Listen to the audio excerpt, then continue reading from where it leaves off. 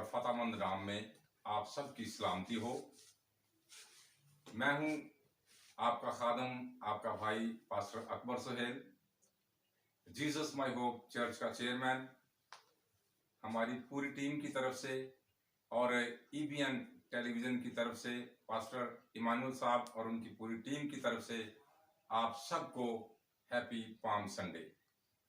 जैसा कि आप सब जानते हैं कि आज पाकिस्तान समेत पूरी दुनिया के अंदर पाम संडे मजहबी जोशो खरोश के साथ मनाया जा रहा है। और पाम संडे जो है यसु मसीह के मुर्दों में से जी उठने की ईद यानी ईद क़यामत अल मसीह के एक हफ्ता पहले मनाया जाता है। जब आप यरूशलेम के अंदर दाखिल हुए तो आपका शहाना इस्तकबाल किया गया। आइए हम इसके लिए हवाला देखेंगे। मेरे साथ बाइबल मुकद्दस को खोलिएगा। मुकद्दस यूहन्ना की मार्फत लिखी गई अंजील उसका 12वां बाब और उसकी 12वीं आयत से 15वीं आयत तक। खुदावंद के पाक कलाम में यूं लिखा है,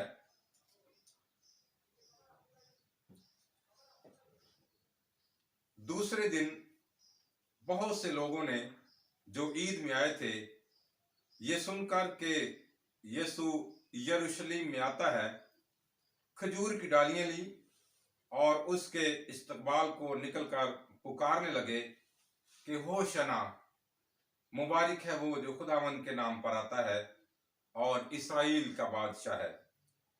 जब यीशु को गधे का बच्चा मिला तो उस पर सवार हुआ, जैसा कि लिखा है कि ऐ सयून की बेटी मत डर, देख तेरा बादशाह गधे के बच्चा पर सवार हुआ आता है। कलाम पाक का पढ़ा और सुना जाना हम सबों के लिए बाइस बरकत ठहरे। सब मिलकर कह सकते हैं आमीन। खुदावंद का शुक्र हो, खुदावंद की तारीफ हो। मैं ईबीएन टेलीविजन का और खुदा के अजीम खादम जनाब पास्टर इमानुअल साहब और उनकी पूरी टीम का शुक्रगुजार हूं कि जिन्होंने इस बात को मुनासिब जाना कि इस प्लेटफॉर्म से खुदावंद के कलाम को लोगों तक पहुंचाया जाए। अजीजों, आपने बचपन से पाम संडे के बारे में सुना होगा, आप इसको सेलिब्रेट करते हैं। मैं आज आपको बताना चाहूंगा कि यीशु मसीह के इस्तकबाल के लिए जो खास वजह थी, एक बड़ा हजूम जो था, जो डालियां लेकर इकट्ठा हुआ, उसकी वजह क्या थी। जब हम बाइबल मुकद्दस का मुताला करते हैं तो हमें पता चलता है कि मसीह के इस इस्तकबाल की जो खास वजह थी वो फर्स्ट ऑफ ऑल यीशु मसीह ने लाजर को जिंदा किया था। इसलिए लोग जो हैं उसे देखना चाहते थे और उससे मिलना चाहते थे कि ये कौन सी हस्ती है। और बाइबल मुकद्दस जो खुदा का जिंदा इल्हामी कलाम है, ये कलाम जब हम पढ़ते हैं तो ये हमारे कदमों के लिए चिराग और हमारी राह के लिए रोशनी है। ये एक ऐसा आईना है जो हमारे अंदर की कमजोरियों को जाहिर करता है। ये हथौड़ी की मानद है जो हमारे दिलों को नरम करता है ताकि हम उसके कलाम को सुन सकें और उस पर अमल कर सकें। मैंने पहले अर्ज किया कि एक बड़ी वजह यह थी कि जनाब मसीह ने बहुत सारे मोजज़ात किए, लेकिन उन मोजज़ात के अंदर एक बड़ा मोजज़ा जो किया वो 4 दिन का मुर्दा लाजर जो है उसको जिंदा किया था। और इसके तल्लुक से आपको बताता चलूं कि पाकिस्तान के अंदर एक बड़ा फेमस प्रोग्राम चलता है खबरदार, और उसके अंदर जो उसको लीड करते हैं आफ्ताब, उन्होंने भी लाजर का वाकया और जनाब मसीह का वाकया अपने प्रोग्राम के अंदर उन्होंने शेयर किया। और उन्होंने कहा कि आज भी इस बात को माना जाता है कि लाजर नाम एक शख्स था जिसको जनाब मसीह ने जो है वो जिंदा किया, और वो 4 दिन का था। और एक और बात बताता चलूं कि 3 दिन तक वहां के जो लोग थे, जो मिस्री थे, वो इस बात पर ईमान रखते थे, उनका ये यकीन था कि 3 दिन तक रूहें जो है वो वापस आ सकती हैं। लेकिन जनाब मसीह ने 4 दिन के मुर्दा लाजर को जिंदा करके दुनिया को हैरान कर दिया। इवन देन के यूनान के लोग जो थे वो यीशु मसीह को अपने साथ लेकर जाना चाहते थे, वो रिसर्च करना चाहते थे, वो जानना चाहते थे कि ये कैसी हस्ती है जिसने 4 दिन के मुर्दा शख्स जो है उसको जिंदा कर दिया। और दूसरी वजह मैंने आपको बताई कि एक बहुत बड़ी ईद, और इस ईद के तल्लक से मैं आपको बताता चलूं कि यहूदी कौम जो है यीशु मसीह को अपना बादशाह बनाना चाहते थे। और अगर इस आयत को हम तरतीब के साथ पढ़ें तो ये बेहतर होगा। और लिखा है कि लोग जो है वो ईद में आए। अब इस बात को जानिएगा कि ये ईद कौन सी थी। बाइबल मुकद्दस को पढ़ने से हमें इल्म होता है कि यहूदियों की ईदों में से सबसे बड़ी जो ईद मनाई जाती थी वो ईद फसा थी, और ईद फसा के नाम पर मनाई जाती थी। और सारी दुनिया से यहूदी लोग आते और यरूशलेम में इकट्ठे होते, और उस दौर के अंदर दुनिया का सबसे बड़ा इज्तिमा जो होता था, सबसे बड़ी जो एक मीटिंग होती थी, बड़ा इज्तिमा होता था यरूशलेम के अंदर, वो इस ईद पर होता था कि सारी दुनिया से यहूदी जो है वो इकट्ठे होते थे, और वो इस बात को याद रखते थे कि खुदा ने माजी में उनके साथ क्या क्या किया, और उन सारी बातों को याद करके वो खुदा की शुक्रगुजारी करते थे। और इस ईद पर एक बर्रा जो है वो ज़बह किया जाता था, और बर्रे का खून जो है इस बात को याद दिलाता था कि लिखा है कि जिन दरवाजों और चौखटों पर बर्रे का खून लगा दिया जाता था वहां से मौत का फरिश्ता जो है वो गुजर जाता था। और इसीलिए चर्च क्वायर खूबसूरत गीत गाती है कि खून लगाने से तू बच जाएगा, मौत का फरिश्ता भी गुजर जाएगा। तो यरूशलेम में हालांकि यीशु मसीह पहले भी कई मर्तबा यरूशलेम के अंदर तशरीफ लाए, कई मर्तबा आप यरूशलेम के अंदर आए, लेकिन एक बहुत बड़ा हजूम जो है हमें देखने को मिलता है, और एक वालहाना इस्तकबाल, शहाना दाखला हमें मिलता है कि यीशु मसीह जब आए तो लोगों ने खजूरों की डालियां लेकर, और इवन देन के उन्होंने अपने कपड़े भी जो है वो रास्ते में बिछा दिए कि जनाब मसीह ने यहां से गुजरना है। अब मैं आपको बताता चलूं कि यीशु मसीह जो है, लिखा हुआ है कि आसमान और जमीन का कुल इख्तियार मुझे दिया गया है। खुदावंद यीशु मसीह अव्वल और आखिर हैं। खुदावंद यीशु मसीह इब्तदा और इंतहा है, और इसीलिए उन्होंने ये कहा था कि आसमान और जमीन का कुल इख्तियार मुझे दिया गया है, मेरे पास है। और अगर हम इस दुनिया के अंदर चांद और सूरज को देखते हैं, हम चमकते चांद को देखते हैं, खूबसूरत हसीन वादियों को देखते हैं, ये सारी की सारी ये बातें जो हैं और सारी शान और शौकत जो है, ये चांद जो है जो चमकता है, ये खुदावंद यीशु मसीह की मरहून मिन्नत है। मेरे मालिक और खालिक कहते हैं तो सारे काम हो जाते हैं। आपको पता है कि इब्तिदा के अंदर पैदाइश की किताब को पढ़ें तो वहां पर लिखा है कि खुदा ने कहा रोशनी हो जा, तो रोशनी हो गई। तो यीशु मसीह जो कह देते हैं वो हो जाता है, क्योंकि आसमान और जमीन का कुल इख्तियार जो है वो उसके पास है। यहां पर मैंने बताया कि यूनानी लोग यीशु मसीह को यूनान के अंदर लेकर जाना चाहते थे। और एक और बात यहां पर हमें मिलती है कि खजूर की डालियां लेकर वो इस्तकबाल को निकले और पुकार कर कहने लगे कि होशना, होशना के उन्होंने नारे लगा लिए। होशना के मैनी आप याद रखिएगा, होशना के मैनी है कि हमें बचा ले या हमें निजात दे। पुराने यादनामा में ज़बूर 118 को पढ़ें, उसकी 25वीं और 26वीं आयत को, तो वहां पर लिखा है कि ऐ खुदावन बचा ले, ऐ खुदावन बचा ले, मुबारक है वो जो खुदावन के नाम से आता है।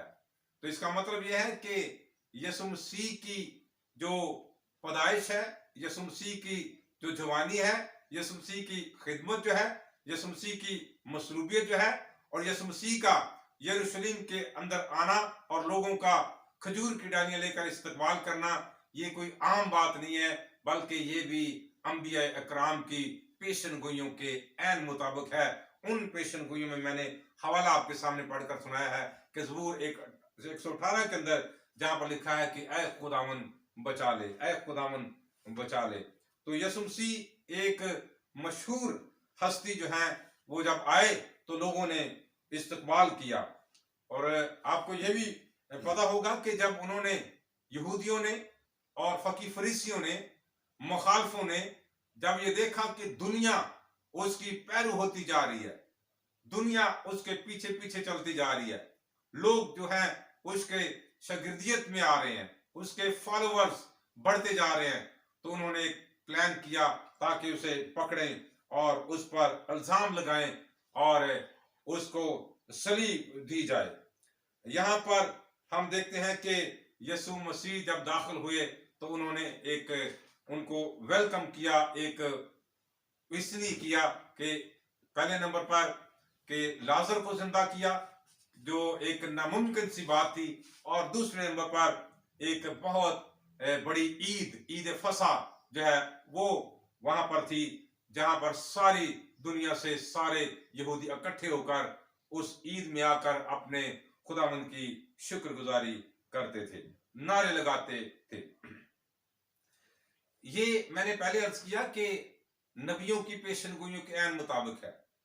अगर आप जकरिया की किताब को पढ़ें 9वां बाब और उसकी 9वीं आयत के अंदर, तो वहां पर लिखा है कि ए बिनते सयून, तू नहायत शादमान हो, ए दुख्तरे यरूशलेम, खूब ललकार, क्योंकि देख तेरा बादशाह तेरे पास आता है, वो सादिक है और निजात उसके हाथ में है, वो हलीम है और गधे पर, बल्कि जवान गधे पर संवार है। ये कितनी जबरदस्त बात है कि जो पुराने अहदनामा में मसीह के तल्लक से पेशनगोइयां की गई, उनकी तकमील जो है वो नए अहदनामा के अंदर हमें मिलती है। और दूसरी बात, इस बात को भी याद रखिएगा कि गधे पर सवार होना, जब हम 1800 कबल अज़ मसीह को देखते हैं तो घोड़े से ज्यादा गधे की सवारी की जाती थी, और गधे की सवारी उस दौर के अंदर शाही सवारी जो है वो समझी जाती थी। घोड़े जो हैं वो जब जंग के लिए जाना होता था तो घोड़े जंग के लिए मखसूस होते थे, लेकिन गधे की सवारी जो है ये एक शाही सवारी जो समझी जाती थी।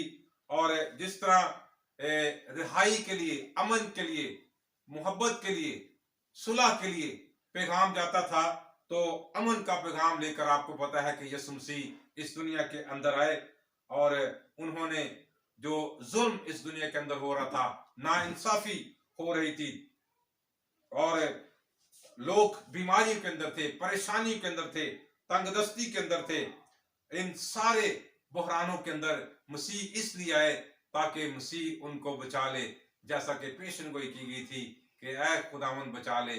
और होशना का मतलब यही है कि खुदावन नजात दे, हमें बचा ले। तो आज अगर आप बचना चाहते हैं, अगर आप निजात हासिल करना चाहते हैं, अगर आप छुटकारा पाना चाहते हैं, तो सिर्फ और सिर्फ एक ही रास्ता है, एक ही जरिया है, एक ही नाम है, और उसका नाम यीशु मसीह है, जिस पर आप ईमान लेकर निजात हासिल कर सकते हैं। जैसा कि कलाम मुकद्दस में लिखा है कि खुदा ने दुनिया से ऐसी मोहब्बत रखी कि उसने अपना इकलौता बेटा बख्श दिया, ताकि जो कोई उस पर ईमान लाए हलाक ना हो, बल्कि हमेशा की जिंदगी पाए। अगर आप हलाकत से बचना चाहते हैं, अगर आप निजात पाना चाहते हैं, अगर आप रिहाई पाना चाहते हैं, अगर आप चाहते हैं कि आप इस जुल्म से बच जाएं, तो आप जनाब मसीह के कदमों में आ जाएं और उसके पैगाम को, उसके कलाम को आप अपनी जिंदगी में रखें, क्योंकि मसीह का पैगाम हमारे लिए मशले राह है। तो इस पैगाम को ना सिर्फ हम चर्चिस तक रखें, अपनी कलीसियाओं तक रखें, बल्कि इस पैगाम को आप दुनिया के कोने कोने तक पहुंचाएं। जहां तक हो सकता है आप इस कलाम को पहुंचाएं कि यीशु मसीह ही नजात दहिंदा है। यहां पर मैं एक और बात आपको बताता चलूं कि हमारे मुस्लिम भाई और उनके जो मजहबी स्कॉलर डॉक्टर इसरार अहमद का नाम जो है वो सरफरिस्त है, और उन्होंने अपने खुतबे के अंदर पहाड़ी वाज मसीह की तालीम को बयान करते हुए कहा कि मसीह की जो तालीम है, पहाड़ी वाज जो है, उनकी तालीम बड़ी उत्तम तालीम है। और ये बड़ी जबरदस्त बात है कि सिर्फ मसीही नहीं बल्कि दूसरे अक़वाम के लोग भी मसीह की तालीम को जब पढ़ते हैं, सुनते हैं, तो उनके लिए एक ये डिफरेंट मुनफरद तालीम हमें मिलती है। और पाकिस्तान के अंदर एक बुजुर्ग साइंसदान हमें नजर आते हैं जिनका नाम जो है नवाब नसरुल्लाह, और उन्होंने दहशतगर्दी को खत्म करने के लिए कहा था कि मसीह का पैगाम इस दुनिया के अंदर होना चाहिए, क्योंकि मसीह का पैगाम अमन और मोहब्बत का पैगाम है, सलामती का पैगाम है, सुलह का पैगाम है। और हमें चाहिए कि हम इस पैगाम को अपने तक महदूद ना रखें, बल्कि हम दूसरों तक लेकर जाएं, ताकि लोग जो हैं इस पैगाम से मुस्तफीद हों, फैज़ याब हों, और मसीह का कलाम आगे बढ़े और ये अंजील जो है दुनिया के कोने कोने तक जो है वो पहुंचे। मुकाशफा की किताब को पढ़ें, 7वां बाब लिखा है कि इन बातों के बाद मैंने निगाह की तो क्या देखता हूं कि हर कौम और हर कबीला और उम्मत और अहले जुबान की एक ऐसी बड़ी भीड़ जिसका कोई शुमार नहीं कर सकता, सफेद जामे पहने और खजूर की डालियां अपने हाथों में लिए तख्त और बर्रा के आगे खड़ी है और बड़ी आवाज से चला चला कर कहती है, नजात हमारे खुदावंद की तरफ से है। प्रेज द लॉर्ड, खुदावंद की तारीफ हो, ग्लोरी टू गॉड। हम खुदा का शुक्र अदा करते हैं कि यीशु मसीह का जो शहाना दाखिला हुआ और लोगों ने जो उनका इस्तकबाल किया, इसीलिए किया कि वो जान गए थे कि नजात सिर्फ और सिर्फ खुदावंद यीशु मसीह के पास है। अमन और मोहब्बत का पैगाम यीशु मसीह के पास है। जब हम उसके पास आते हैं तो हमें निजात मिल जाती है, रहाई मिल जाती है, छुटकारा मिल जाता है। और इसीलिए पतरस ने बावाज़े बुलंद कहा था कि आसमान के तले जमीन पर आदमियों को कोई दूसरा नाम नहीं बख्शा गया, एक नाम बख्शा गया है और वो यीशु नाम है, जिसके आगे हर एक घुटना झुकता है। खुदावंद इस कलाम के वसीला से हम सबको बरकत दे और इस पर चलने की तौफीक अता फरमाए। आमीन। God bless you all.